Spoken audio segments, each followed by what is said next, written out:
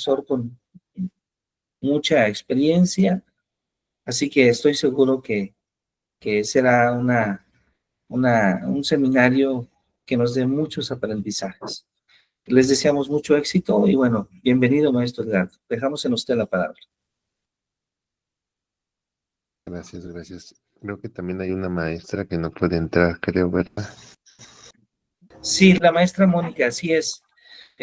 Bueno, vamos a estar grabando la sesión y bueno, en todo caso haremos llegar por ahí con mucho gusto la sesión a la maestra Mónica. Ok, gracias.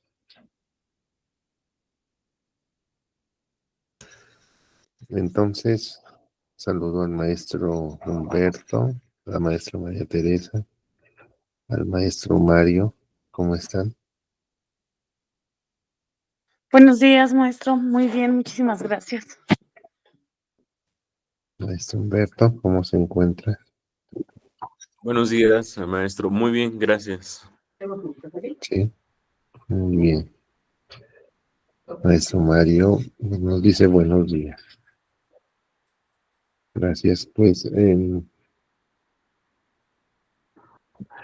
es importante entonces que analicemos cuál es el papel de la escuela y cuál es el papel de los miembros de la escuela en la consecución de los logros de la misma. Es decir, tenemos que revisar cómo se estructura la escuela y cuál es el papel de cada uno de los integrantes. Es decir, cómo se organiza la escuela en pos a un objetivo, a un propósito.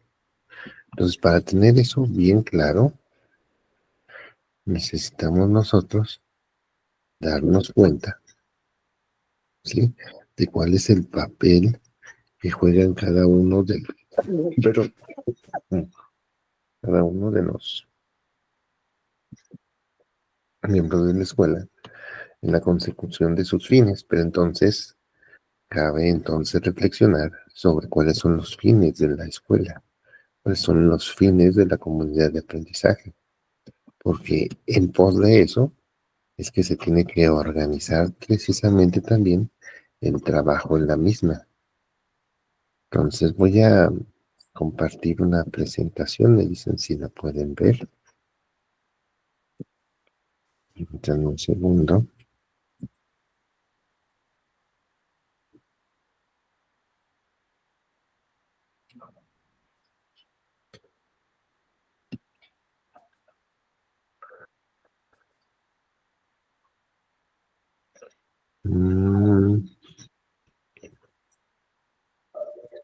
¿Sí la pueden ver?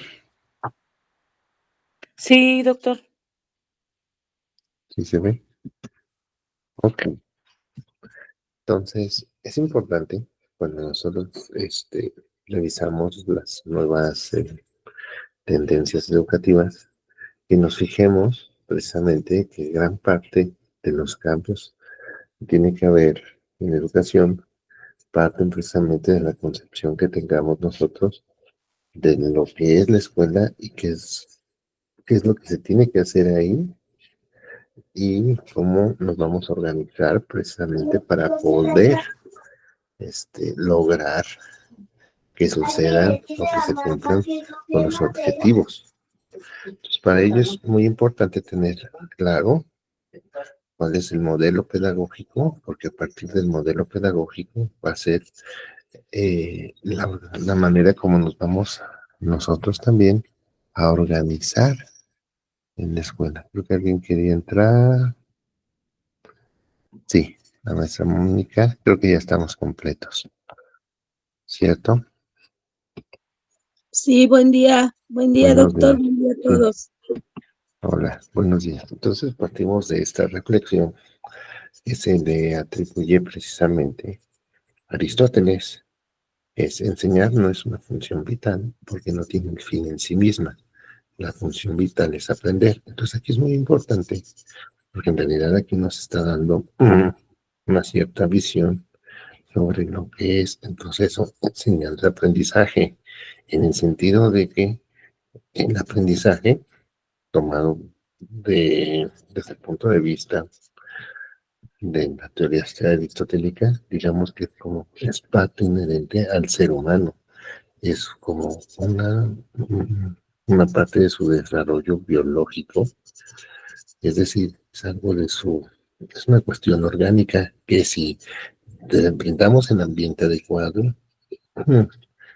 al final de cuentas, las personas terminarían por aprender, porque es parte del proceso mismo vital.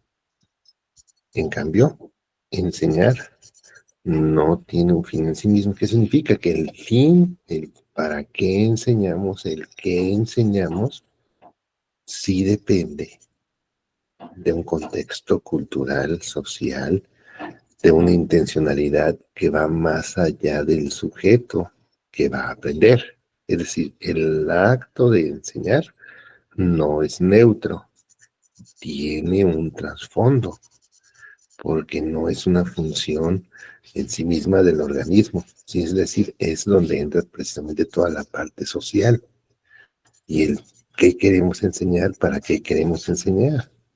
Ahora sí que el cómo van a aprender, eso ya es, digamos, tiene que ver con la constitución misma del organismo humano. Pero la parte de los fines de la educación, de los objetivos de la educación, eso es lo que nos corresponde a nosotros discutir, planear e implementar. Entonces, si ustedes se fijan, esta frase condensa muchísima información, ¿sí? De los aspectos relacionados al acto educativo. No sé si alguien quiere hacer algún comentario.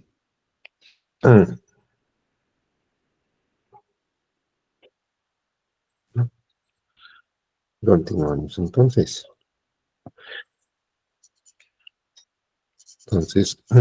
Ya saben que la pedagogía ha construido una serie de modelos o representaciones ideales del mundo de lo educativo para explicar teóricamente su hacer. Es decir, tenemos que darnos cuenta, como ustedes ya han analizado anteriormente seguramente, que el acto de educar es complejo, ¿sí? Y no basta, nunca bastará una sola teoría para poder explicar la complejidad del mundo en el que vivimos, en realidad, ¿sí? Entonces, para podernos mover un complejo, es necesario que nosotros tengamos un mapa. Y ese es el mapa, precisamente, nuestro modelo pedagógico, nuestra teoría. Pero recuerden que nunca debemos de confundir un mapa con el territorio. Es decir, el mapa siempre tiene detalles importantes, relevantes, pero no tiene toda la información, porque entonces si la quisiéramos construir con todo detalle, terminaríamos con un mapa que sería tan complejo en la realidad misma en la que vivimos, ¿no? No la podremos guardar. Entonces, en cierto sentido, no sería útil porque tendríamos que, pues, terminaríamos reproduciendo exactamente un modelo tan complejo como la realidad que queremos representar. Entonces, en realidad, siempre van a ser un modelo imperfecto, incompleto, y en ese sentido tenemos que aceptar que ningún modelo teórico es completo y tiene todas las respuestas. ¿De acuerdo? Entonces, para aclarar algunos conceptos, por ejemplo, aquí tenemos de la pedagogía es un conjunto de saberes y conocimientos de una comunidad sobre la reflexión y práctica del acto educativo. Es decir, es el trasfondo de lo que tenemos que nosotros explicar a partir de un marco teórico, de una representación mental, de un modelo. Entonces, hay distintos paradigmas, como ustedes conocen. ¿Qué son los paradigmas? Son relaciones científicas universalmente reconocidas que durante cierto tiempo proporcionan modelos de problemas y soluciones a una comunidad, tomado de Thomas Kuhn de las revoluciones científicas. Es decir, los paradigmas, de alguna forma, podemos decir que son formas de ser, pensar y hacer que comparten un cierto grupo de personas, ¿sí? Que conforman una comunidad. Es un estilo de resolver los problemas. Es decir, necesitamos nosotros ponernos de acuerdo sobre qué es lo que hacemos y por qué lo hacemos de cierta forma. Y mientras ese paradigma, o sea, entre esa forma de hacer y pensar la realidad nos funcione, no lo cambiamos. Pero en cuanto empiezan a haber discrepancias o problemas que ya no podemos explicar o no podemos resolver desde esta manera particular de pensar, es necesario un cambio de paradigma. ¿Sí? Entonces, donde se presenta una revolución en ese cambio. ¿Sí? Entonces, esa revolución tiene que ver con un cambio de pensamiento. Entonces, empezamos a pensar de manera diferente sobre lo que es, sobre lo que son los actos de la realidad. Entonces, mientras, digamos, nuestro paradigma esté vigente, nos esté ayudando a resolver problemas, pues nadie tiene la necesidad de cambiarlo, ¿cierto? Es cuando ya el paradigma, nuestra manera de ser, pensar y actuar, ya no nos está ayudando, necesitamos cambiarlo. Es decir, empezamos a pensar en cambiarlo, ¿sí? Entonces, una corriente pedagógica es una serie de movimientos y o teorías que se caracterizan por tener una línea de pensamiento, investigación definida sobre la cual se realizan aportes permanentes y que les dan coherencia, solidez y presencia en el tiempo a los discursos que lo constituyen. Es decir, la corriente pedagógica tiene que ver con todos los sustentos que te permiten ser, pensar y hacer desde un cierto paradigma, de una cierta forma de pensar, ¿sí? Sobre lo que tú entonces piensas que es una realidad, que supones objetiva, ¿sí? Entonces, estas corrientes pedagógicas constituyen los discursos, ¿sí? Y esos discursos, esas maneras de hablar, de abordar, de acuerdo con cierta manera de pensar y hacer, ¿sí? Se sintetizan, se condensan en lo que llamamos un modelo pedagógico, que es una representación esquemática, esencial, sintética de las corrientes pedagógicas. Es decir, los modelos pedagógicos ya van a ser la manera como vamos a implementar nuestros modos de pensamiento, nuestros paradigmas en una situación concreta de una realidad objetiva que podría ser por nuestra aula, nuestra escuela, nuestra comunidad. ¿Sí está claro? ¿Sí, maestros? ¿Alguien tiene una duda? ¿Quiere hacer alguna aportación? De momento no. ¿No? No, doctor. Bien. Entonces, vamos a centrarnos en el papel de la escuela, precisamente. Entonces, el papel de la escuela siempre se va a mover entre dos polos. Un polo o un extremo conservador y un extremo revolucionario transformador. Siempre. Entonces, la escuela siempre se va a mover entre dos pulsiones, entre dos impulsos, entre dos extremos. Conservar o transformar. Conservar o transformar.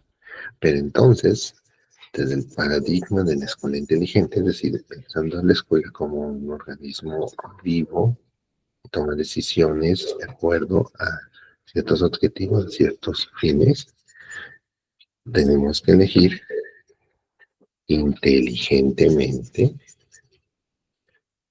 de acuerdo a lo que nos convenga para resolver nuestra problemática, qué vamos a conservar y qué queremos cambiar. Entonces, la propuesta de la escuela inteligente es que cada escuela, cada centro de trabajo, cada comunidad de aprendizaje sopese, ¿sí? Y decida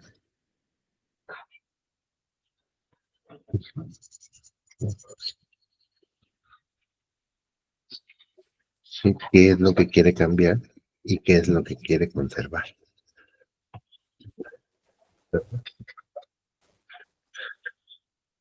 ¿Sí? Entonces, las escuelas tendrían que decidir eso.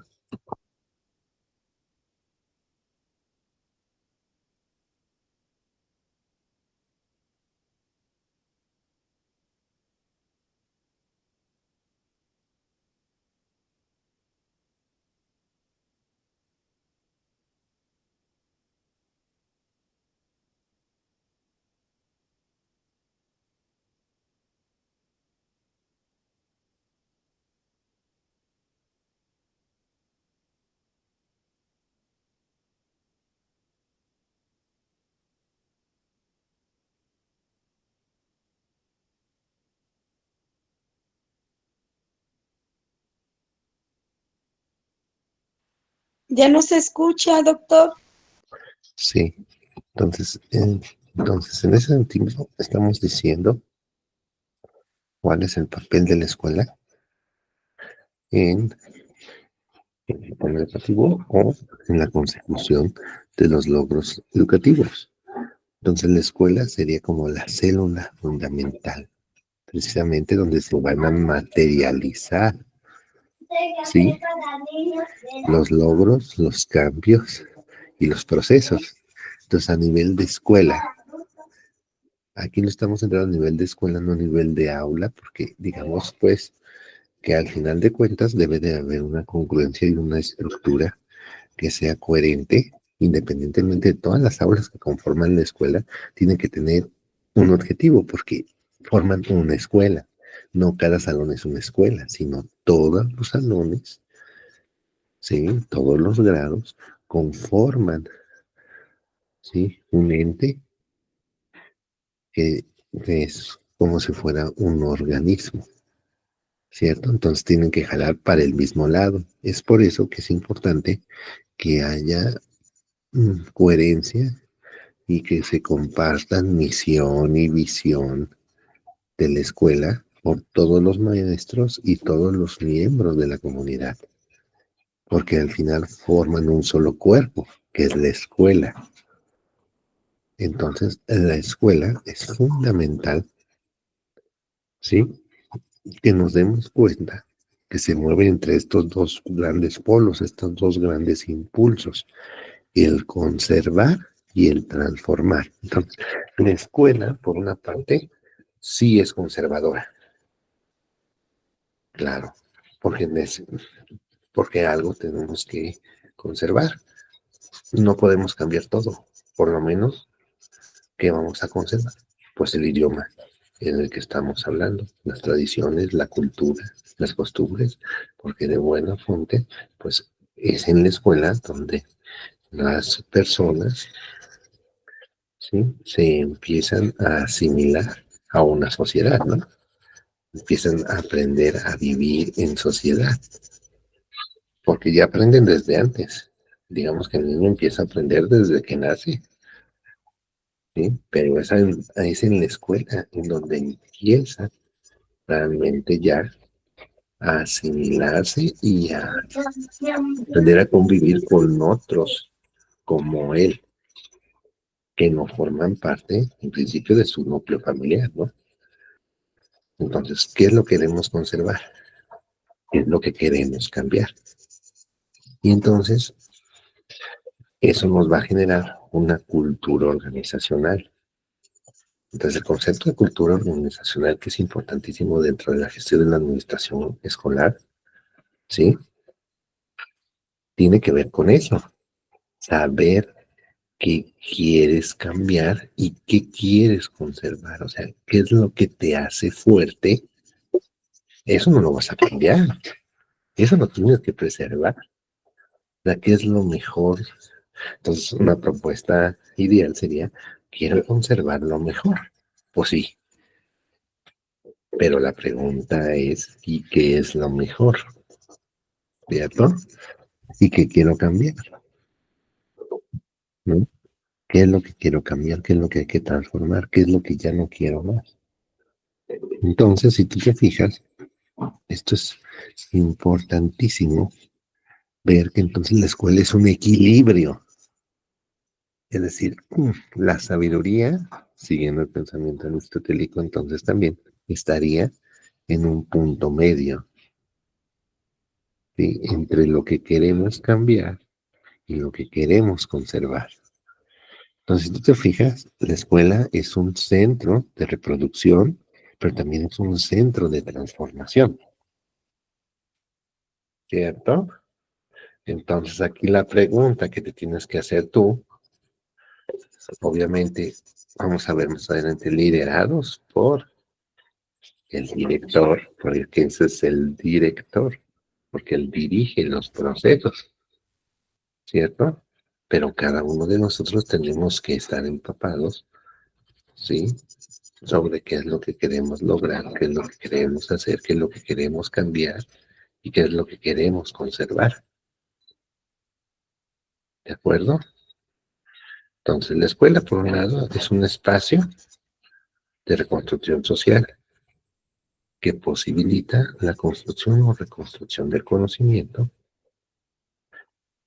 y que genera una identidad, un sentido de pertenencia y un orden en la sociedad. En esa parte es conservador, como un escenario de reproducción cultural, pero que conforma una nueva ciudadanía, o se tiene que crear el hombre nuevo. ¿Sí? ¿Qué tipo de persona queremos formar? ¿Te acuerdas de esa reflexión que hacían en el modelo pasado, cierto? Que te preguntaban qué tipo de alumno, qué tipo de ciudadano, qué tipo de mexicano queremos formar, ¿cierto? Entonces, es fundamental que te des cuenta de eso. O sea, la escuela no puede ser pura revolución, la escuela no puede ser puro cambio, porque si todo cambia, ¿qué cambia? Es decir, tenemos que tener un eje para el cual queremos conservar, por lo menos una idea, un concepto, por ejemplo, lo que nos hace ser. Y hay cosas que queremos cambiar, que queremos transformar, que ya no quiero ser, que ya no queremos ser, ¿cierto? Entonces es un balance y todo parte de la concepción de identidad. Entonces tenemos que darnos cuenta quiénes somos, pero sobre todo también quiénes queremos ser. Entonces aquí nos estamos dando cuenta que el concepto de construcción cultural y el concepto de persona no está fijo, sino que trae inherente el cambio, la transformación, porque siempre es un proceso de construcción permanente, ¿cierto? O sea, las personas se hacen lo que son a través del proceso de educarse. Solo el hombre se transforma a sí mismo a través de la educación. Solo el hombre se hace hombre a través de educarse, decía Kant, ¿cierto? Entonces, es fundamental que tengamos siempre nosotros en la escuela bien claro eso. No sé si alguien quiere hacer algún aporte. ¿Alguien tiene bien claro qué es lo que le gustaría cambiar y qué es lo que le gustaría conservar? ¿Alguien que nos quiera aportar? ¿Nadie? Mm, ¿No? Los escucho atentamente.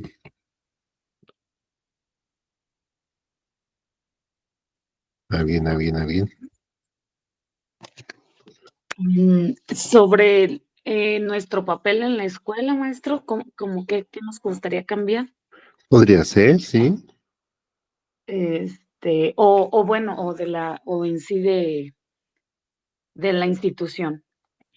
Es que son las dos cosas. Es que de hecho Ujú. son varios niveles. O sea, Ok. puede haber un cambio en la institución y un cambio de usted en la institución, de su participación en la institución. O sea, en su rol. O sea, puedes pensar qué te gusta conservar y qué quieres cambiar de la escuela. Y qué te gustaría conservar y qué quieres cambiar de tu rol docente. O sea, del Ok, papel del maestro en tu escuela. sí, sí, sí. Bueno, pues si me voy directamente pues a las deficiencias que tiene, pues sí, a propósito de querer revolucionar, pues sí sería, a mí me gustaría cambiar, pues las deficiencias que tenemos como escuela en el sentido de las instalaciones, de contar con más equipo, incluso con bancas decentes para los alumnos, ya que las bancas, pues pasan gran parte del día en las butacas y a veces nos pasó en este ciclo escolar que no contábamos ni con la cantidad de butacas para la cantidad de niños que teníamos. Entonces, pues yo creo que como dice usted, va desde arriba pues sí, la gestión que pueda hacer desde arriba los directivos. Entonces, pues viéndolo así, sería para empezar por ahí, yo quisiera cambiar esa parte, o que se pudiera Ujú. contar con mobiliario, pues, apto para los alumnos, porque, pues, sí tenemos, bancas viejísimas y pues, a veces no pueden ni escribir sobre bueno, si tienen examen, no pueden escribir sobre la paleta porque está, desgastada, tiene bordos, este, cosas así. Y en cuanto a mi quehacer docente, pues sí, a lo mejor, implementar más la parte lúdica para pues, a través del juego puedan aprender. Entonces, pues, estoy trabajando esa parte. Ok, muy bien. Y gracias. Habría que ver también qué es lo que te gustaría conservar, qué es lo que te gustaría cambiar, por ejemplo, en cuanto a tus alumnos. Ajá. Tengo. Ujú, Ellos, ay, pues, sí ujú, sería como esta parte de la apatía, porque de empatía que sienten como al estudio, no sé si se pudiera cambiar el chip, ujú, porque bueno, yo me regreso a mis años de estudiante y digo, pues no era así, ya que ahorita, pues sí, efectivamente, nos hablan pues, de aprovechar los recursos que tienen. Los niños usan celular y a lo mejor darle ese otro enfoque al uso del celular donde puedan emplearlo ujú. pues, para aplicarlo en la clase.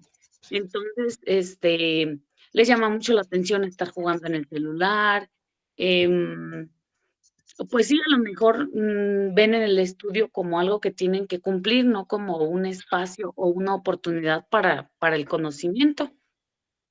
Si uno les pregunta, pues, el día de mañana qué les gustaría hacer, pues, son pocos los que tienen claro pues sí, una respuesta o al menos una idea. Y otros, pues, de plano dicen: "Yo ya no voy a seguir estudiando". Entonces, a lo mejor cambiar eso, pues sí, que todos tengan como ese gusto, esa capacidad de la sorpresa, sería eso.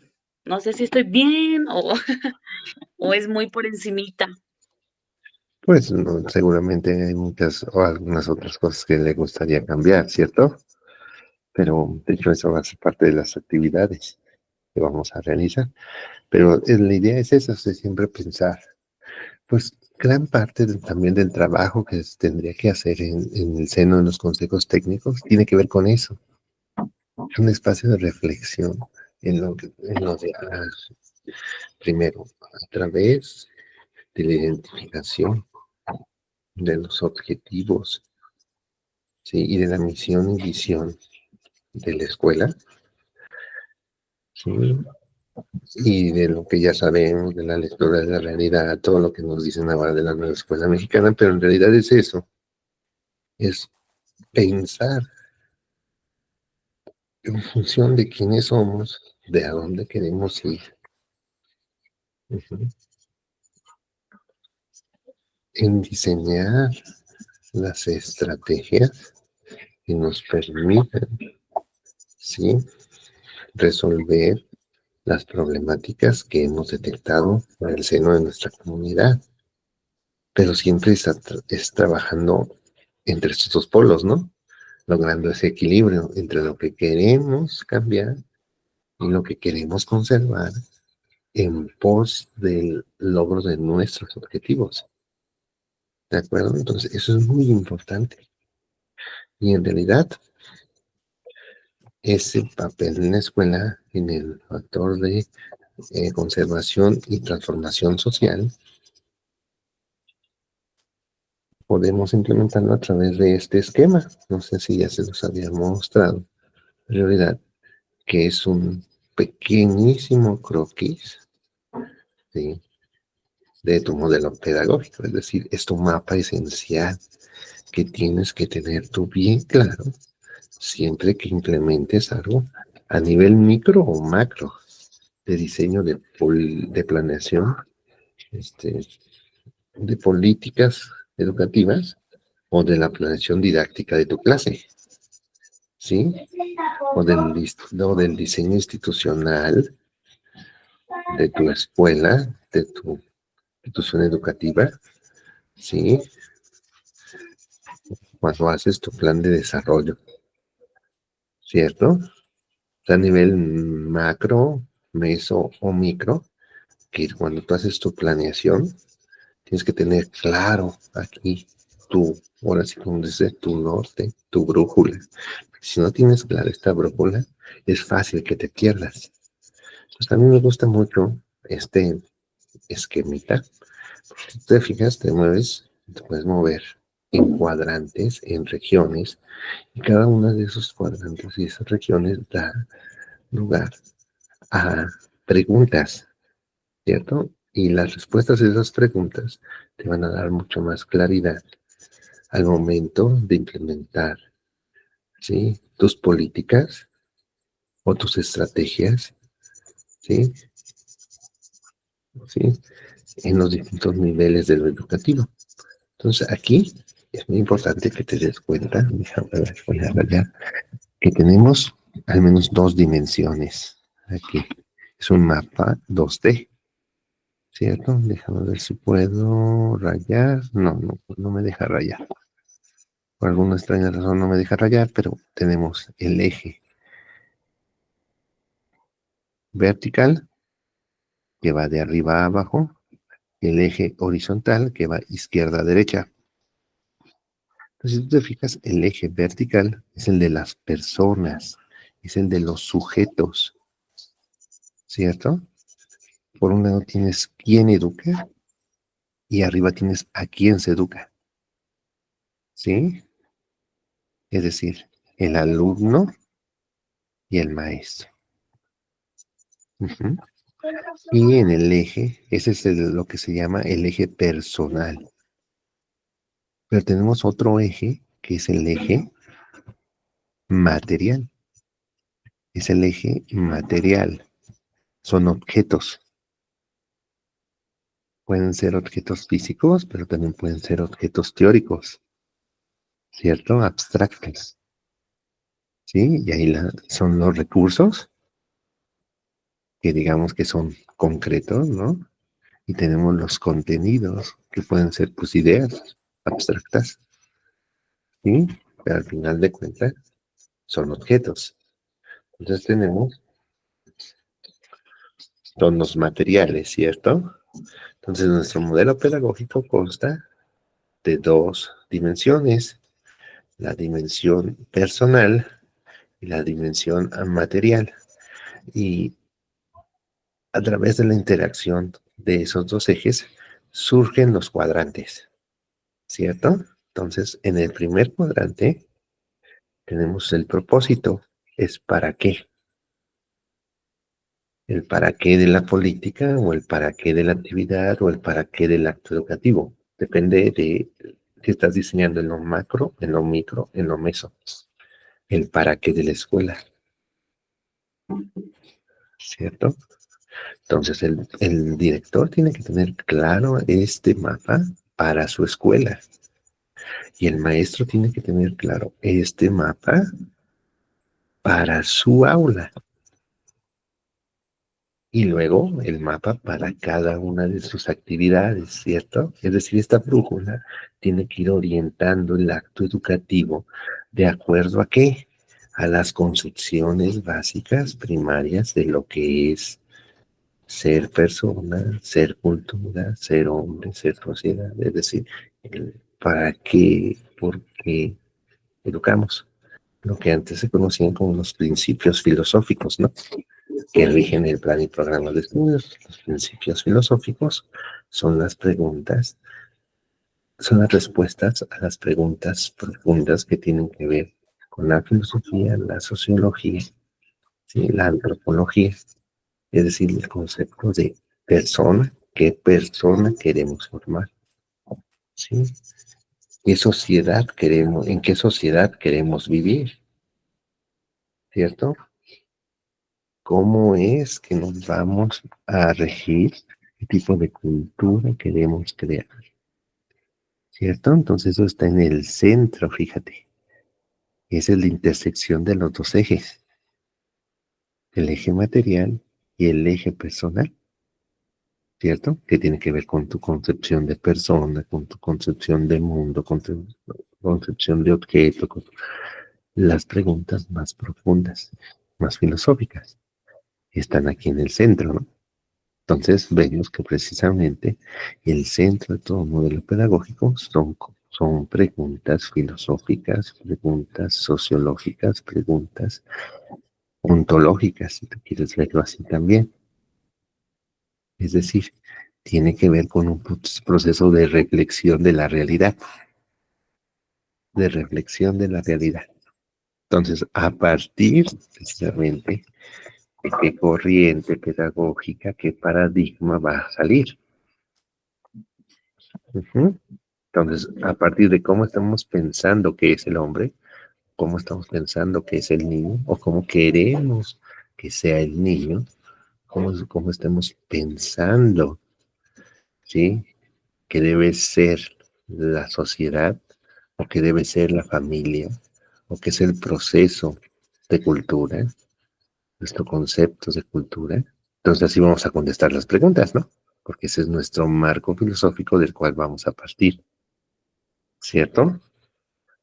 Y entonces, de la interacción del alumno con el contenido, surge el propósito. De la interacción del maestro con el contenido, surge el orden. De la interacción del maestro con el recurso, surge el método. De la interacción, de la interacción de los recursos con los alumnos, surge la evaluación. Y entonces cada uno de esos aspectos responde a una pregunta concreta. ¿A quién? ¿Para qué? ¿Qué? ¿Cuándo? ¿Quién? ¿Cómo? ¿Con qué? ¿Qué? ¿Y qué se logró? Entonces, ¿creen que ustedes ya están listos para poder contestar estas preguntas conforme a lo que quieren que suceda en su salón de clase? El director tendría que saber contestar, planear, implementar estas preguntas con respecto a lo que quisiera que se desarrollara en su escuela. ¿Sí? Lo pueden manejar a nivel política educativa, a nivel centro escolar, a nivel escuela, a nivel salón y a nivel actividad, a nivel sesión. ¿De acuerdo?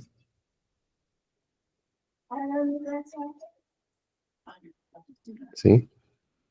¿Ya lo tienen? Podrían hacer el ejercicio de contestar estas preguntas.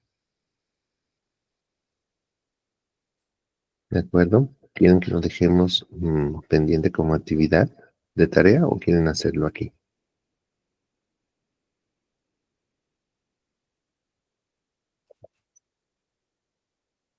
¿Los escucho? Como usted decida, doctor, si no lo quiere dejar de tarea o para resolverlo ahorita. ¿Qué dicen los demás chicos? ¿Qué dice el público? De tarea, porque así es un momento como de reflexión. Exactamente. María, Teresa, maestra. Está bien si lo deja para trabajarlo en casa. Ok. Maestro Humberto, De tarea está bien, doctor. sí. Porque en realidad son preguntas que nos tenemos que hacer y nos van a ser de gran ayuda. Este mapita va a ser de muy gran ayuda, de una gran ayuda. ¿Sí? Porque en realidad es un esquema que dependiendo de a qué nivel lo apliques, puede ir rigiendo tus actos. ¿Sí? ¿De acuerdo? Entonces es un formato, digamos que bastante flexible, pero bien esquematizado. ¿De acuerdo? Entonces, si nosotros cambiamos nuestros conceptos de base, nuestros principios filosóficos, se va a transformar evidentemente nuestra realidad áulica o nuestra realidad escolar. ¿Sí? Es decir, nuestro microcosmos educativo o nuestro macrocosmos educativo se va a transformar si nosotros cambiamos nuestra concepción de lo que es educar, de lo que es ser persona, de cómo aprenden, es decir, dependiendo de nuestras concepciones profundas de lo humano, van a cambiar nuestras respuestas a estas preguntas y eso se va a materializar en una transformación del aula. Es decir, nos van a generar ambientes de aprendizaje distintos. Por ejemplo, aquí, sí, si nosotros cambiamos a partir de, nos situamos desde la escuela tradicional, ¿sí? Entonces, pensando, sí, que lo más importante es la preservación de lo que ya se hizo más que la transformación de lo que se tiene. Es decir, pensamos que la escuela es perfecta ya como está, ¿cierto? Es decir, como decían antes, ¿no? El saber como un saber acabado. Sí, entonces eso va a generar una serie de conductas y de modelos institucionales que van a privilegiar lo que llaman la repetición, lo que llaman la simulación, lo que llaman la reproducción, ¿sí? Entonces, si nosotros pensamos la escuela como un espacio de instrucción para reproducir la sociedad dominante, es decir, queremos formar, dicen algunos o decían algunos, ¿no? Niños o individuos en serie, ¿no? Cada uno muy parecido al anterior, y en el sentido que se puedan mover sobre ciertos estándares ya predefinidos de antemano, ¿no? Lo que decían que la escuela como reproducción social, como un factor de reproducción social de la cultura dominante y la creación de mano de obra estandarizada, es decir, necesitamos que aprendan a hacer ciertas cosas dentro de ciertos parámetros, pero no a que creen algo nuevo, sino que puedan hacer algo que ya está predestinado. Entonces, ¿a quién? ¿Cuál es nuestro modelo, nuestra visión del alumno? Es un sujeto pasivo, una tabula rasa, ¿cierto? Un recipiente que llenar. Es decir, estamos dentro de lo que llamaría Freire, ¿no? De educación bancaria, ¿cierto? Son recipientes que llenar, son sujetos que moldear, ¿sí? Todos igualitos, diría, ¿no? Sí, entonces estos van a ser pescadores. Todos los pescadores son iguales. estos van a ser artesanos, todos los artesanos son iguales. Entonces la idea es esa, es decir, que sé, aquí está el para qué entonces, desempeño de papeles sociales acordes con actitudes individuales, que era el modelo de educación gremial, ¿no? Que decían, el hijo del zapatero, pues zapatero será. El hijo de el albañil, albañil será. ¿Cierto? Entonces ya estaba hasta predestinado cuál era tu oficio, porque tú naciste en una familia de. Yo vengo de una familia de carpinteros. Entonces, carpintero serás, ¿cierto? O sea, la idea sería esa, ¿no? ¿Sí? Entonces, ¿de acuerdo? Ok. ¿Sí? Contenidos, ¿qué? Legado cultural de la sociedad, conocimiento acumulado, es decir, ¿qué se va a enseñar? Lo que ya se sabe, ¿sí? ¿Qué preguntas debes de contestar? Las que ya se hicieron. Nadie está pensando en hacerse nuevas preguntas, mucho menos en juzgar la pertinencia de las mismas o en plantear los límites de lo mismo, ¿no? Sino que es la idea que se condensa en que ya todo está escrito en los libros, ¿no? Es decir, ver el conocimiento como algo acabado, que lo que hay que hacer, pues es sabérselo, más que generar algo, es recordar algo, apreciar ya lo hecho, más que lo que hay que hacer, que lo nuevo, ¿no? O sea, ya no hay mucho margen para crear algo nuevo. Sí, lo más importante es preservar lo que ya se sabe. ¿Sí? Ahí está la parte más tradicional, si lo quieres ver así, ¿no? Es decir, todo ha de conservarse, nada hay que transformar, o poco, pues, ¿no? Muy poquito habrá que cambiar, casi todo hay que conservar. Casi todo lo que se ha hecho es lo mejor. Es como la idea de que todo tiempo pasado fue mejor, ¿no? Es decir, tenemos que conservar lo antiguo de la mejor manera posible, más que preservar más que crear. Secuenciación, ¿cuándo? Todos al mismo tiempo.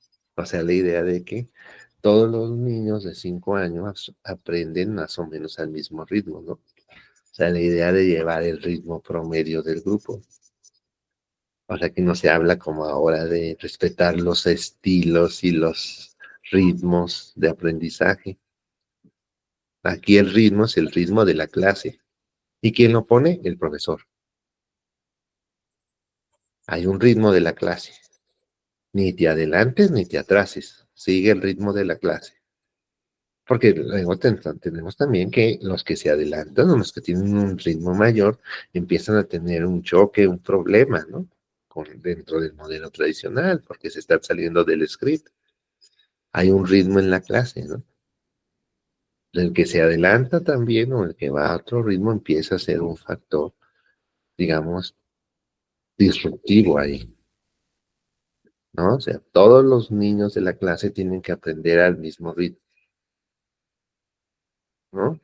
Todos los niños aprenden al mismo ritmo y de igual forma, ¿sí? Todos los niños de 5 años son así, todos los niños de 6 años son así, todos los niños, ¿sí? ¿Quién? Es decir, el maestro como, qué perfil, qué cualidad. Pues todos estos dos, el eje de a quién y de quién, eran el perfil docente que manejaban anteriormente, ¿no? El perfil, cuáles son las cualidades del maestro, ¿sí? Y el perfil de egreso del alumno y de ingreso del alumno. ¿Quién es mi alumno y cómo tiene que ser al final del año, al final del mes, al final de la actividad? ¿Cierto? Al final del ciclo formativo. Entonces, ¿qué habilidades debe tener mi docente? ¿Sí? y qué habilidades tiene mi alumno, qué saberes tiene mi alumno al principio y cuáles tiene que tener al final. O sea, ¿quién educa y para quién educa? ¿Quién? El modelo a seguir es el maestro. El maestro es el que detenta el poder. Desde el punto de vista freudiano, pues es precisamente el opresor, si lo quieres ver así, ¿no? Sí, y el alumno es el oprimido, ¿no? Es el que tiene que reproducir un modelo cultural que le es ajeno, y es el que tiene que contestar una pregunta que no es suya. La pregunta es del maestro o del libro, pero no es una pregunta que quiera contestar el alumno. Es la pregunta del maestro, ¿cierto? Entonces, es, digamos, un modelo centrado en el alumno, no centrado en el alumno, es centrado en el maestro. Toda la metodología activa y todo lo que trae la nueva escuela mexicana y desde antes, ¿no? En el nuevo modelo educativo de Peña Nieto, era centrado en los alumnos, ¿no? Este modelo tradicional es centrado en el docente, centrado en los contenidos que detenta el docente. ¿Quién es el que ya sabe cómo? Pues el maestro. ¿Sí? ¿Y dónde dice todo lo que sabe el maestro? En el libro. ¿Cierto? Porque es un modelo, si tú lo quieres ver así, si tú te vas a la historia de la educación, escolástico. ¿Cierto? Entonces, en el modelo escolástico, es decir, el maestro es el que sabe porque es el que tiene el libro y lo puede leer y releer en su casa. Es el que tiene el monopolio de la interpretación de la realidad leída en el libro. Es decir, se sustituye la realidad real, vamos a ponerlo entre comillas, por la realidad del libro. O sea, lo que importa es lo que dice el libro. ¿Y quién es el que interpreta lo que dice el libro? El maestro. El maestro es como el intérprete válido de la realidad, que está materializada en el libro. El libro está sustituyendo a la realidad. Entonces se trata del que el que maneja mejor los contenidos del libro, no el que cuestiona lo que dice el libro.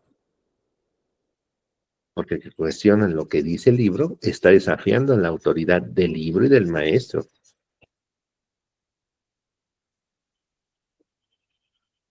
¿Cierto? Entonces, si tú te fijas, es un modelo que está centrado en la reproducción, no sé, en lo que llaman ahora la reproducción cultural. Entonces, ¿cómo? Centrándose en el maestro, en la exposición generalmente verbal de lo que dice el libro. Pero fíjate, o sea, en este modelo, en este concepto, el que te dice verdaderamente lo que dice el libro es el maestro. Tú no puedes interpretar libremente lo que dice el libro, porque tú no eres el maestro.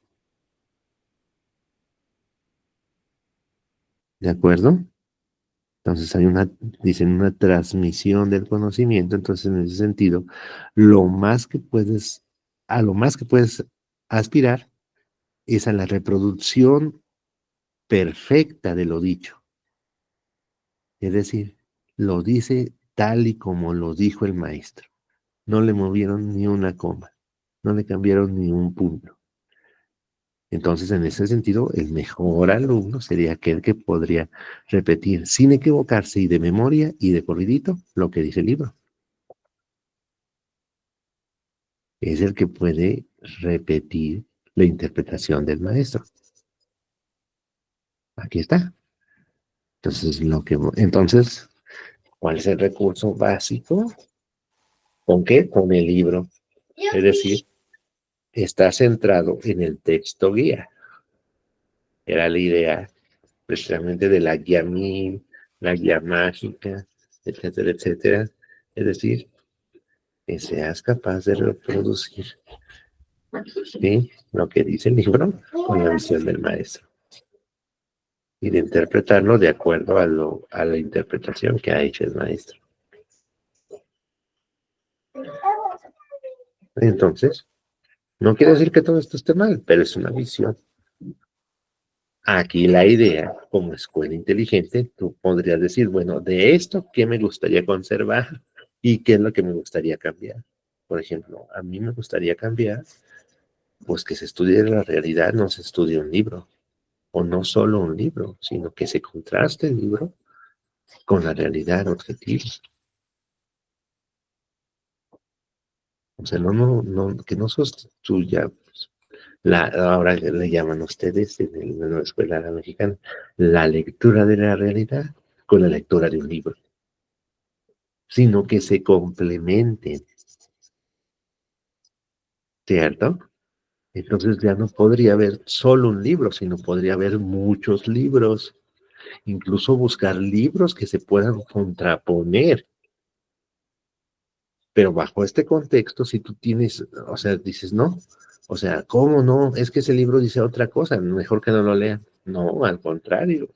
Si tú tienes un libro que dice otra cosa, porque van a decir, es que se van a confundir, entonces ya no van a saber a qué libro hacerle caso. Es que no es a qué libro le hacen caso, sino que construyan una verdad a partir de su contexto, en comunión con el otro, y pueden decir, la verdad no es ni lo que dice A, ni lo que dice B, es una tercera cosa, tal vez es lo que decimos nosotros que sé, pero aún así, lo que decimos nosotros tendría que ser también validado y podría cambiar a través del tiempo, es decir, es un proceso, le llaman ahora ustedes dialéctico crítico.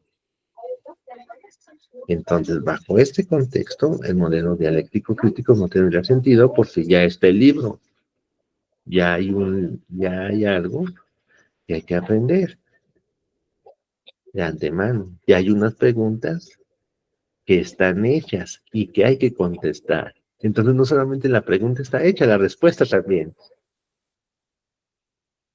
Entonces, te aprendes las preguntas y te aprendes las respuestas. Ya sabes, pero no generas tus preguntas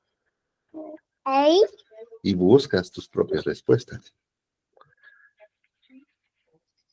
¿De acuerdo? ¿Alguna reflexión?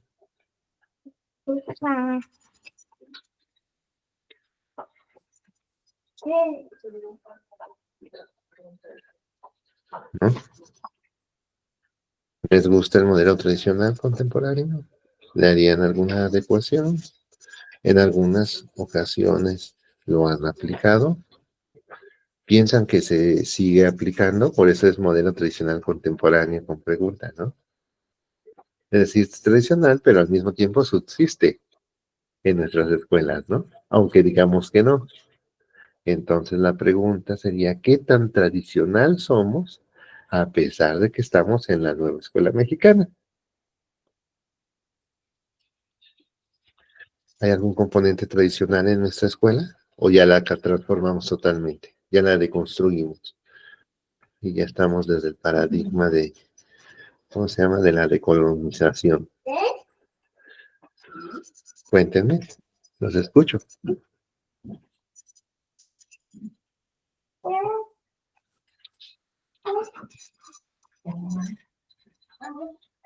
¿Nadie quiere comentar?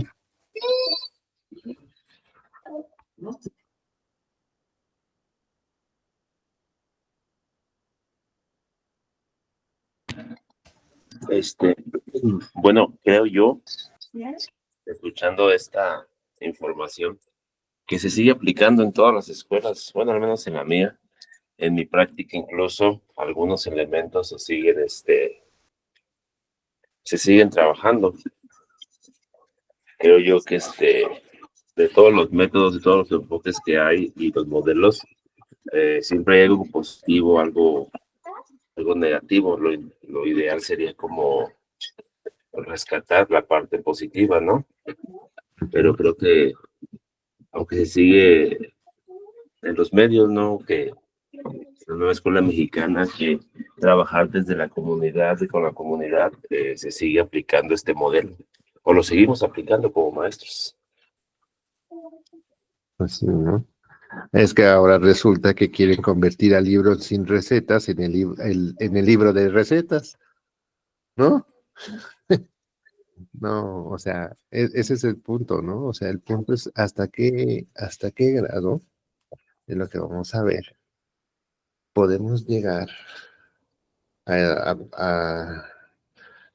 través de implementar el modelo crítico, que le llaman sociocrítico, etcétera, etcétera, etcétera, que al final de cuentas pues, tiene que ver con la deconstrucción de la escuela tradicional y en la construcción de un proceso de la escuela como un revolucionario. Entonces hay que pensar en el contexto de Pablo Freire, que era una escuela, digamos que era una escuela disruptiva. Entonces, la idea es cómo puedes construir un discurso disruptivo como una implementación institucional de modelo educativo. O sea, es algo así como cómo institucionalizas la revolución. Pues hicieron el PRI, ¿no? Es el Partido Revolucionario institucionalizado, según. Entonces aquí es como una revolución educativa, la vas a institucionalizar, es decir, cómo la vas a implementar a través de planes y programas estandarizados nacionales, y es por eso que ahora tienen los dos niveles, que el sintético, que el analítico, y están tratando de ver cómo funcionaría eso, porque pues la escuela de Paulo Freire, la propuesta de Paulo Freire para empezar era en principio para adultos, ¿cierto? Y además era con una función disruptiva ligada a una transformación sociopolítica económica. O sea, lo que querías es que te dieras cuenta y cambiaras tu manera de relacionarte, ¿sí? A través de un cambio político. O sea, querías lograr una revolución, ¿cierto? O más que hacer desde un marco de política pública, es decir, no lo estaba implementando ningún gobierno, era una propuesta revolucionaria, o sea, lo estaban implementando fuera del gobierno. Entonces lo interesante aquí es cómo puedes convertir la escuela revolucionaria de Paulo Freire en, en política de Estado, en política de Estado. Es algo que yo creo que nunca se había planteado, ¿no? Es algo muy interesante que está sucediendo en México. Hay que ver a qué puerto nos lleva. Pues el modelo pedagógico activo, a partir de aquí, todo esto es de donde abreva la nueva escuela, ¿no? Entonces aquí estamos pensando, por ejemplo, escuela activa en María Montessori, por ejemplo, ¿cierto? Entonces cambia su concepción de lo que es la persona, la cultura, el hombre, la educación, y entonces cambian las respuestas. Las preguntas son las mismas, las preguntas orientadoras son las mismas, pero está cambiando las respuestas. ¿Sí? Entonces aquí el alumno es el centro, es el eje sobre el cual gira el proceso educativo, y el maestro ya deja de ser el modelo a seguir y se convierte en un diseñador, en un mediador, en un facilitador, ¿sí? Del proceso, porque al final el que lleva las riendas del proceso es el niño, es el que aprende.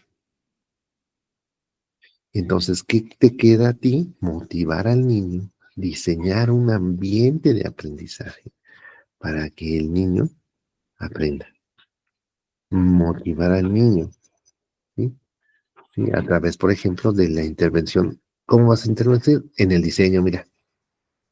En el diseño del material y de la actividad.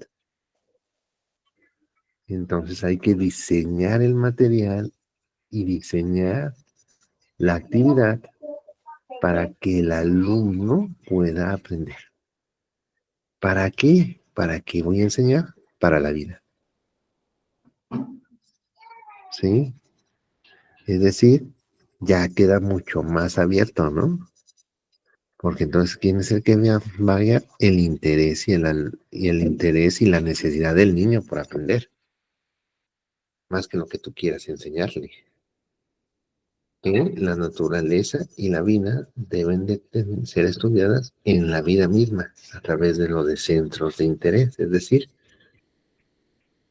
no enseñar, ¿sí?, los contenidos de un libro, sino enseñar ahí donde está, ahí donde surge, ahí hay que ir. Es decir, no estudies un dibujo de la planta, ve a ver la planta. Y después puedes retomar el dibujo, pero ya cuando tienes una experiencia real, cercana con el objeto. Sí, o sea, hay que ir a ver, hay que tocar, hay que oler, hay que ver. Por eso es el aprendizaje a través de los sentidos. Es decir, hay que hacer. Secuenciación, ¿cuándo? Pues de lo simple a lo concreto, ¿sí? De lo simple y concreto hacia lo abstracto y complejo. Es decir, de menos a más. ¿De acuerdo? Entonces vamos a ver cómo va a ir madurando el proceso de pensamiento del alumno, el niño, a través de ver que va avanzando sus habilidades de abstracción, diferenciación, generalización, que son generales. ¿Te fijas?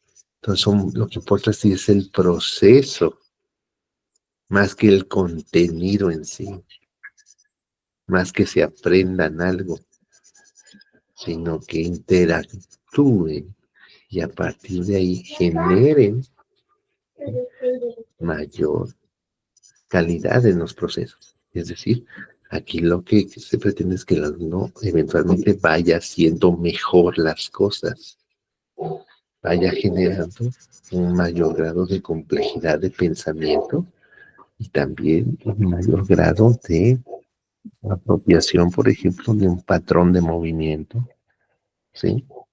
O que le permita precisamente tener más dominio del cuerpo.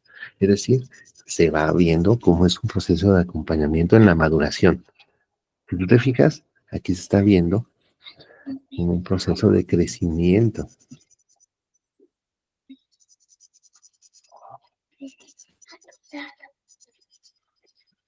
Ujú. ¿Sí?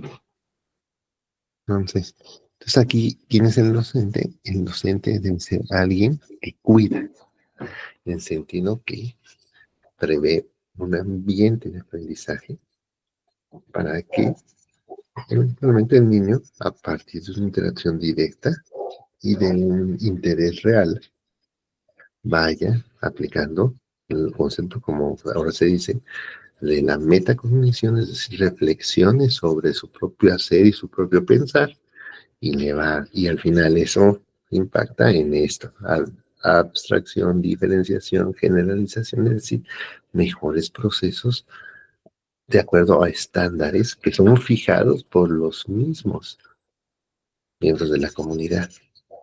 Es decir, es como parte de un desarrollo vital, ¿sí? Como a partir de las necesidades e intereses.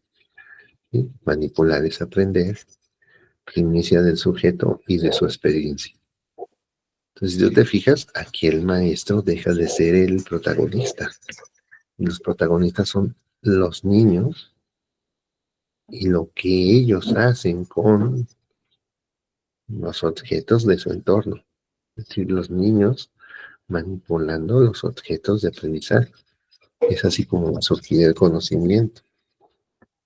¿Sí?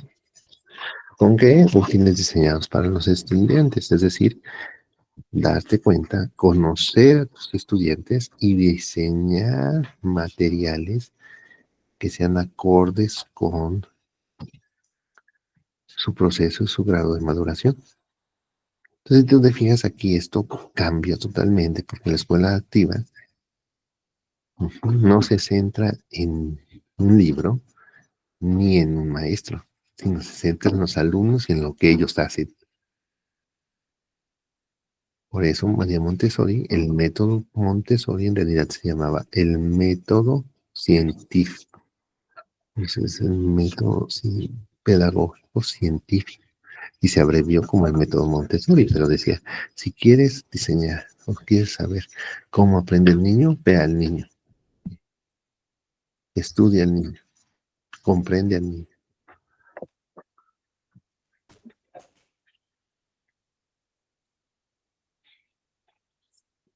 Ujú.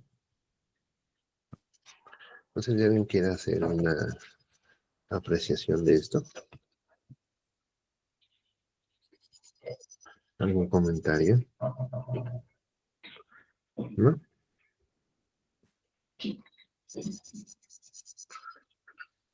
¿Cómo ven? ¿Se ubican en el trabajo de María Montessori? ¿Alguien ha leído alguno de sus libros? ¿Nadie? ¿Todos? ¿Alguien ha leído algún libro de María Montessori?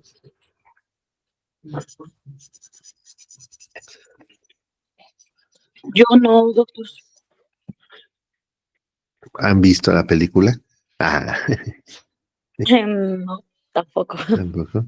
Entonces les voy a mandar el link para que vean la película. O sea, obviamente no equivale a leer un libro, pero para que te des cuenta precisamente de cuál es el trabajo y cómo se enfocó. Entonces, María Montessori es una figura muy interesante porque en realidad muchos piensan que pues, era una pedagoga o algo así, pero en realidad ella era médico.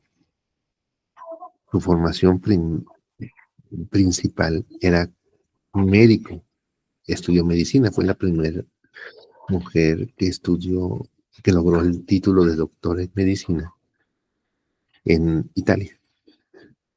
Y a partir de ahí, trabajó con niños que tenían alguna discapacidad mental.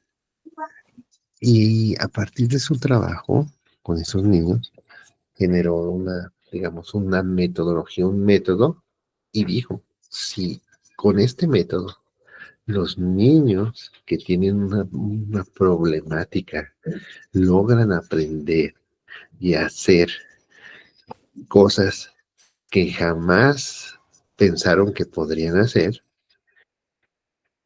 que no podrían hacer los niños sanos, entre comillas, si también aplicaran esta manera de aprender. ¿Cierto? Muchos no saben, pero ella fue también una de las primeras que hizo una clasificación de las enfermedades mentales a la par de Sigmund Freud. Entonces ella estudió el área de psiquiatría y muy pocos saben también, o no todos saben, que el mismo Jean Piaget también se considera un discípulo de María Montessori. Entonces es importante para entender la nueva escuela mexicana que trata de trabajar las pedagogías activas, es central que conozcas la filosofía de Montessori, que conozcas la pedagogía de Montessori, que fue, digamos, muy importante porque en lugar de basarse en especulaciones filosóficas sobre cómo era que los niños tenían que aprender, mejor observó cómo de hecho aprendía un niño. Por eso decía, no me miren a mí, vean al niño. Es decir, aprendan del niño. ¿Qué es lo que hace el niño? ¿Cómo le hace el niño? Y a partir de ahí, diseñas. Es decir, centrado en el objeto de estudio, porque todos hablaban de los niños y de cómo tenían que hacer los niños sin saber cómo le hacía el niño. O sea, no importaba, sino que simplemente porque tú pensarías que el niño va a hacerlo así, así lo va a hacer el niño, estás en un error. Primero hay que conocer. Por eso en el antiguo, acuérdate que en el antiguo modelo decían, un maestro que conoce a sus estudiantes cómo aprende y lo que debe aprender. En el conoce a sus estudiantes y cómo aprende está la base de la pedagogía activa. ¿Cierto? Conoce al niño. El modelo desarrollista, ¿quién está? Sobre todo, Jean Piaget. Entonces, si tú te fijas, hay una progresión, o yo lo veo como una progresión, ¿cierto? Aquí en el modelo desarrollista tú puedes ver ¿sí? Entonces ahora ya se habla de los procesos mentales, de la construcción mental. Entonces se va a hablar de un correlato entre lo que el alumno hace en lo concreto y lo que el alumno construye en lo abstracto, en la mente. Y entonces aquí parte fundamentalmente la resolución de problemas. Si tú te fijas, entonces de aquí van a salir las famosas también metodologías de la nueva escuela mexicana. ¿Qué húbole? ¿No? Aquí está la resolución de problemas. Y luego vas a tener el enfoque STEAM.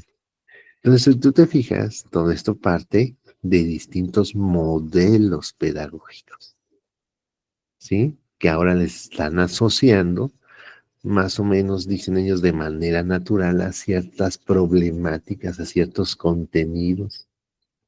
Pero en realidad son esquemas mucho más generales, ¿cierto? Y en realidad vamos a ver que en la práctica no es que unos excluyan a otros, sino que en la realidad se complementan, porque quedamos que ningún modelo sustituye la realidad. Simplemente hacen énfasis en cierto aspecto. Es decir, una fotografía de una roca no es la roca. Una fotografía de un partido de fútbol no es un partido de fútbol.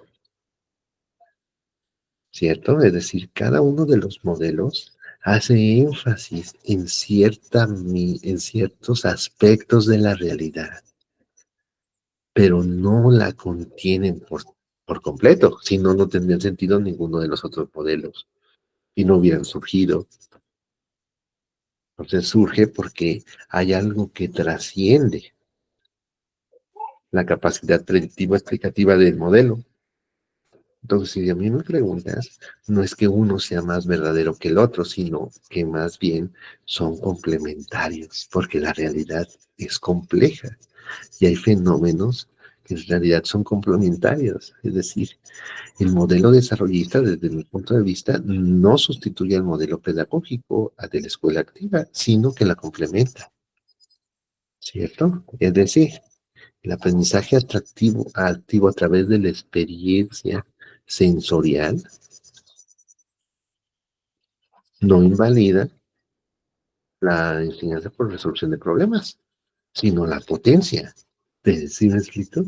Lo potencia. De hecho, el enfoque STEAM incorpora y lo hace una experiencia mucho más rica. ¿Sí? Porque entonces, acuérdense, no es solo matemáticas, ni solo ciencias, ni solo ingeniería, ni solo artes, es combinado, porque la realidad es multifacética, multifactorial. ¿Cierto? Entonces, aquí estás viendo, ¿sí? Cómo estás centrado en la resolución de problemas y a través de un paso, ¿sí? En la cual hay una reformulación, ¿sí? De teorías, ¿sí? Que implican una reestructuración en las construcciones mentales. Entonces, de alguna manera, pensar es actuar en un plano mental. Entonces, tenemos que ver que hay un correlato entre lo que pienso y lo que hago, entre lo que hago y lo que pienso.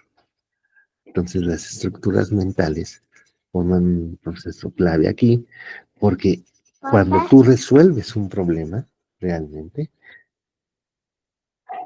estás poniendo en juego todas tus capacidades físicas y mentales y se están reestructurando tus pensamientos para dar solución a una nueva realidad que te desafía.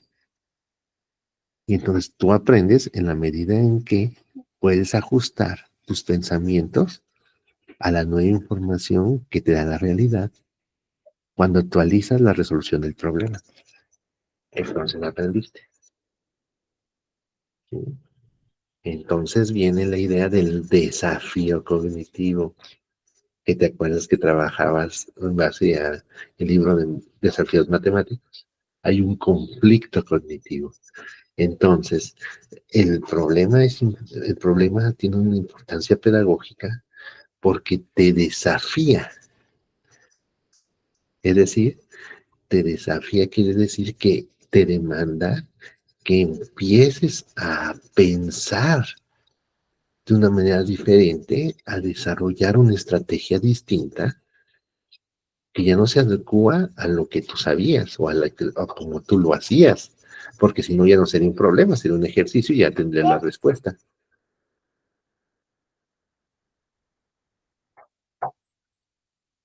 ¿De acuerdo? Entonces, fíjate que aquí está, el uso de desequilibrios es muy importante, ¿cierto? Y la recuperación de saberes previos, el lanzamiento del conflicto cognitivo, el uso de desequilibrios para generar el aprendizaje, ¿sí? Y la reconstrucción de una nueva teoría, una reformulación de la estructura mental. Entonces, te fijas, esto era lo que traía detrás el libro de desafíos matemáticos, el modelo desarrollista de Jean Piaget, resolución de problemas. Y eso no es que se borra, sino que ya se convierte en una herramienta más de la nueva escuela mexicana, es decir, ya no es solo la forma, sino es una más de las formas. ¿Sí? Igual tenemos modelos de históricos culturales, es decir, Vygotsky, lo tienes aquí. Entonces, una de las principales herramientas que tiene el ser humano para aprender es el lenguaje. Entonces, la capacidad de generar un lenguaje común sobre la realidad que nos rebasa nos permite aprender. Entonces, puedo ver bien un avance en el proceso de aprendizaje generando que el alumno articule un discurso, me hable sobre lo que piensa, sobre lo que hace, ¿sí? Y la idea de la cultura. Estamos en un aprendizaje mediado y situado, pero en un contexto cultural, es decir, como estás aprendiendo con otros. Ya no estás tú solo en la selva lacandona, ¿no? O resolviendo problemas en la soledad de tu habitación, sino estás resolviendo problemas en un salón de clase, mediado por un contexto cultural, donde el componente principal del contexto cultural es el lenguaje. Porque en la nueva escuela mexicana, pues estás hablando pues, a través de tu lengua materna, ¿no? Es por eso te digo, que cambias y que preservas. Tú no puedes abstraerte totalmente y decir, pues ahora vamos a hablar, a empezar a hablar en esperanto. No. Cuando llegue el niño a la escuela, le empiezan a hablar en su lenguaje natural. Y después van a meter un tercero, un cuarto, un quinto lenguaje, como tú quieras, pero siempre ya hay algo dado. Y ese dado es a través de la cultura en la cual naciste. ¿Cierto? Es como la reflexión que dicen para nosotros, toda la nieve es nieve, pero para los esquimales no. Hay distintos tipos de nieve, ¿no? Exactamente, a lo mejor para alguien que no es pescador, casi todos los pescados son lo mismo, ¿no? Pero hay diferentes tipos de pescado, ¿cierto?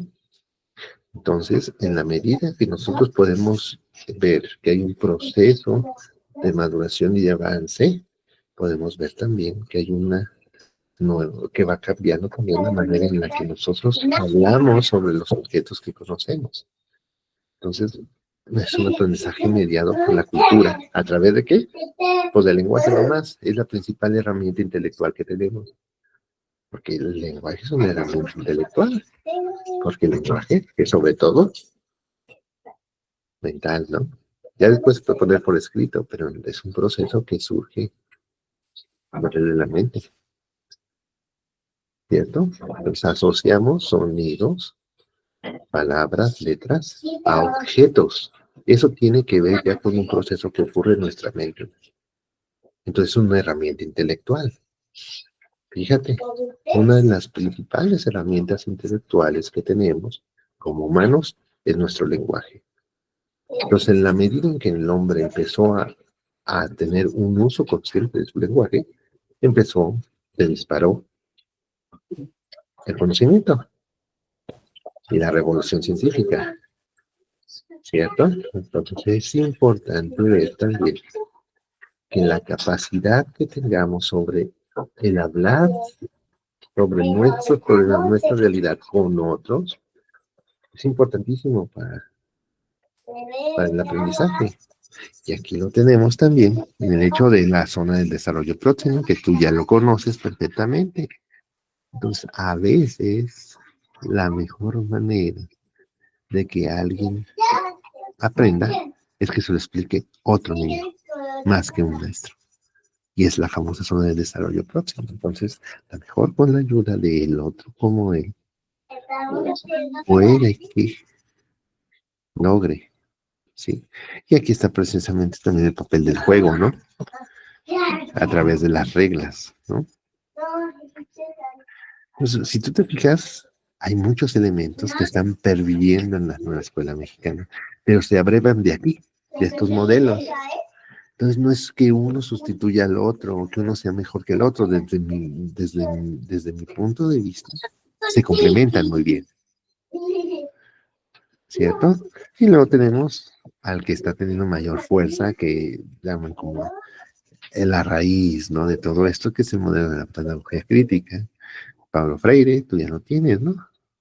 Pero aquí está, la escuela es el espacio democrático para la transformación social, ¿no? ¿A quién enseña? Sujeto activo del proceso de enseñanza-aprendizaje, igualito que los otros. ¿Quién enseña? Un líder que dinamiza procesos democráticos, un mediador. Entonces te convierten al maestro, la figura del maestro, en un líder comunitario, ¿cierto? Y entonces en ese sentido es alguien que va a aprender con ellos y aprender de ellos, ¿sí? En un proceso dialectizante, revolucionario, transformador, etcétera, etcétera, ya te lo sabes, ¿cierto? Pero aquí lo importante es, ¿esto de dónde viene? Eso viene también de la lectura del pensamiento marxista. En una de las tesis de Marx sobre Feuerbach y el idealismo alemán, que decía, hasta ahora todos los filósofos se habían contentado con contemplar y describir la naturaleza, cuando lo que verdaderamente se trata es de transformar la naturaleza. Entonces está la escuela transformadora. O sea, no se trata de describir lo que es, sino de cambiar lo que es. O sea, aquí se están yendo más cargados hacia el extremo del cambio. O sea, estos se están situando hacia el extremo de la transformación, se están yendo hacia un polo. Aquí lo más importante es que cambien las cosas. Aquí lo más importante es que cambien. ¿Sí? Entonces, al final de cuentas, lo que se debe de evaluar, cómo se transformó la manera de vivir de las personas que conforman la comunidad de aprendizaje. Es decir, es la escuela comunidad de aprendizaje. Entonces, aquí ya no se está hablando, ¿sí? Aquí, de hecho, de lo contrario, de eliminar la barrera que delimita la escuela de la comunidad, sino que la escuela es la comunidad. Esta es una estrategia muy radical. Creo que somos conscientes de lo que estamos diciendo, ¿cierto? Ahora, eso puede ser, como en la práctica está siendo matizado, ¿cierto? Porque la escuela sigue siendo escuela. Todavía tenemos bardas, ¿cierto? Todavía tenemos puertas. No es así que educar en la plaza pública todavía no se está pensando en eso, que era lo que estaba pensando Pablo Freire. Era educar donde no había escuela. Y aquí es hacer de la escuela un entorno abierto, o sea, hacer las fronteras permeables. Digamos que esa es la propuesta más centrada en la realidad, ¿no? Como propuesta institucionalizada, no puedes destruir las paredes de la escuela, ¿cierto? Pero sí puedes abrir las puertas de la escuela. Sí, es decir, acuérdate que todo esto va matizado por un contexto, y el contexto es que tú no estás haciendo la revolución en una guerrilla. Tú lo que estás haciendo es hacer de la escuela que ya existe una institución más democrática y más abierta a la comunidad. Eso es viable y eso es loable, pero tampoco vas a destruir la escuela. Vas a transformar la escuela, ¿cierto? Ujú. Ahí está lo que están diciendo, desarrollo el pensamiento crítico reflexivo, pero entonces la pregunta, ¿no? Y es muy difícil llegar y porque tú le preguntas, ¿y ahora qué es lo que ustedes quieren aprender? Muchas veces van a decir, ¿y este maestro? No trajo nada preparado, está improvisando, ¿qué? ¿No? ¿Cómo me pregunta qué es lo que quiero aprender? Pues se supone que ya sabe lo que me tiene que enseñar, ¿no? Que me pregunta a mí qué es lo que yo quiero aprender. Pues él ya sabe lo que tengo que enseñar. Entonces, eso implica un cambio muy profundo, ¿no? Porque entonces aquí de lo que se trata es de aprender todo. Entonces, todo está cuestionado, todo está en transformación, todo está en cambio, privilegiando la lectura de la realidad y el darse cuenta de la acción de conciencia, ¿cierto? Entonces, es muy buena la propuesta, pero hay que matizarla. ¿Por qué? Porque al final de cuentas, pues hay periodos, hay 3 periodos, no son ni 5, ni es 1, ni son 3 periodos, ¿no? O 5 periodos. Al final de cuentas tienes que reportar una calificación del 5 al 10. Al final de cuentas hay un programa sintético. Al final de cuentas hay un programa sintético. Entonces, que ese sí no se cuestiona, se complementa, pero no se cuestiona. O sea, ese es el programa sintético. Puedes poner más, pero no puedes ponerle menos. Puedes cambiar el orden, pero no puedes omitir lo que está en el programa sintético. Entonces, es una propuesta matizada. Como todo en la realidad está mediado todo en realidad está mediado por los hechos, ¿no? Por el contexto. Entonces, ninguno de estos modelos, ni otros que vendrán, se pueden aplicar puros. ¿Por qué? Porque son fragmentos.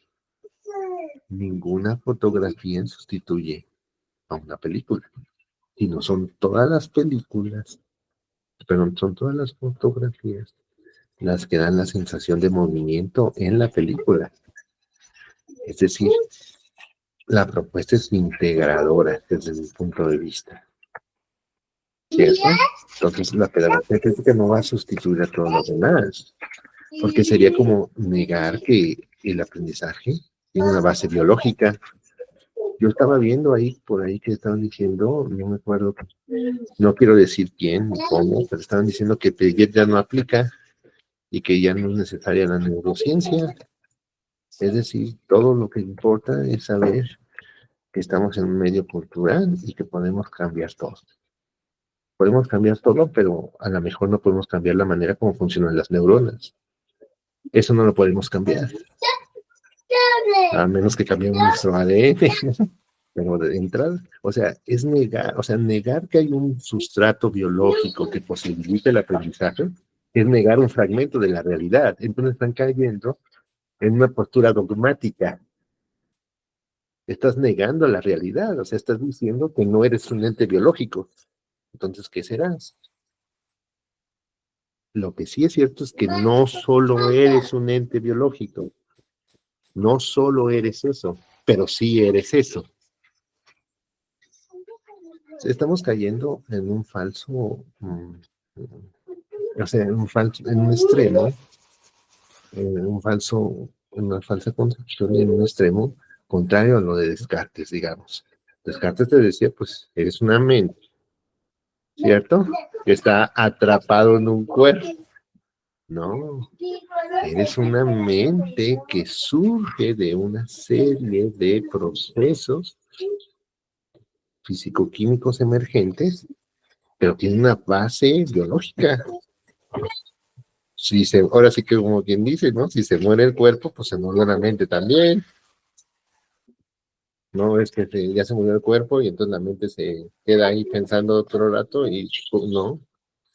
Hasta ahorita la única manera que tenemos de dialogar con una mente es a través de un cuerpo sensible. Entonces, en realidad, la pedagogía crítica desde ese punto de vista no niega lo demás, sino que lo complementa, haciendo énfasis en algo muy importante, que es el hecho que la escuela ya no estaba respondiendo a las necesidades que planteaban precisamente,